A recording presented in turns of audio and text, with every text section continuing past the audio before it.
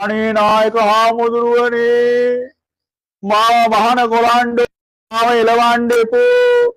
අනේ හාමුදුරුවනේ මාව එලෙව්වනේ. අනේ මං ආයෙව කරන්නේ හාමුදුරුවනේ.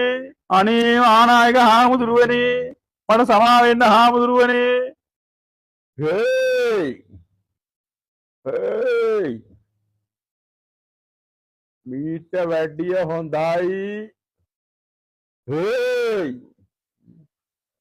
හේයි හේයි හේයි හේයි හේයි හේයි වීඩියෝ එකට යන්න කලින් මේ ප්‍රවෘත්තිය බලන්න කලින් මේ වීඩියෝ එකට ලයික් එකක් දාපන්, කමෙන්ට් එකක් දාපන්, සබ්ස්ක්‍රයිබ් කරලා නැත්නම් සබ්ස්ක්‍රයිබ් කරපන්. මේ රට විනාසයි.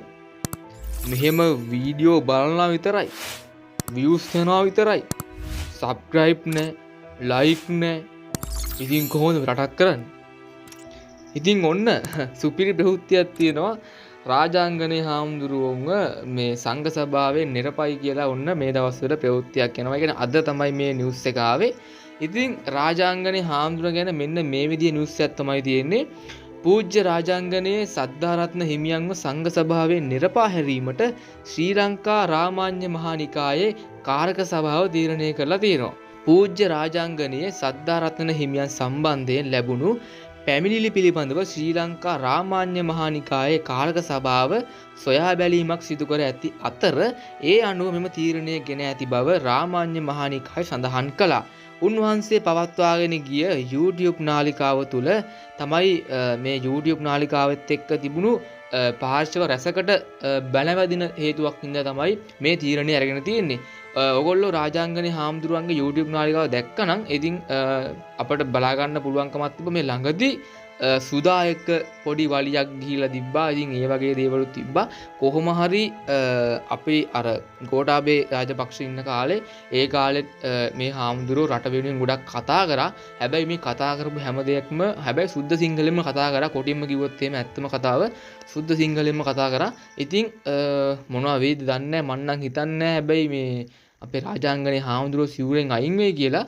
ඉතින් කොහොම වුණත් මේ රාජාංගනේ හාමුදුරුවෝ මේ පවත්වාගෙන යන සටන ඇත්තටම හොඳයි. ඇත්තටම මේ වෙන කවුරුත්ම මේ වැරද්දක් දැක්කහම කියන්නේ නැහනේ. ඇත්තටම ලංකාවේ ඉන්න මිනිස්සුන්ට ඔය භාෂාවෙන් කිව්වේ නැත්තම් ඇත්තටම කිසිම දෙයක් තේරෙන්නෙත් නැහැ. ඉතින් ඒක හින්දා මම නම් හිතන්නේ මේ හාමුදුරුවෝ කරගෙන යන වැඩේ හොඳයි. ඒ වුණාට මේ ප්‍රශ්නේ තියෙන්නේ මේ සිවුර තියෙන හින්දා තමයි ඇත්තටම ප්‍රශ්නේ තියෙන්නේ. ඉතින් එහෙමත් මම නම් හිතන්නේ නැහැ. මොකද අපි ඈත කාලේ ගත්තොත් එහෙම රජවරු ඉන්න කාලේ පවා සංඝ සභාවට තමයි මේ රාජ්‍ය ගැන කතා කරන්න පුළුවන් බලයක් තිබුණේ.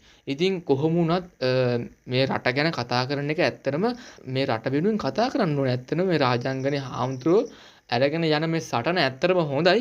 ඉතින් අපි බලමු ඉස්සරහට මොකද්ද වෙන්නේ කියලා. අනිවාර්යෙන් channel එක subscribe කරලා තියාගන්න. මේ වගේ අලුත් news බලන්න, මේ වගේ අලුත් gossip ගැන කතා කරන්නත් අපිත් එක්ක එකතු වෙලා ඉන්න කියලා මතක් කරනවා. ඉඳපන් එනකම් මං අඩෝ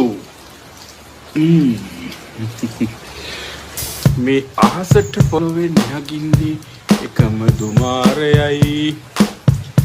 ඔබ ලෝකෙට කවුරු නත් උඹව වටින්නේ එක සුමානයයි. යකාට බයද බං සොහන අපේ විමානයයි.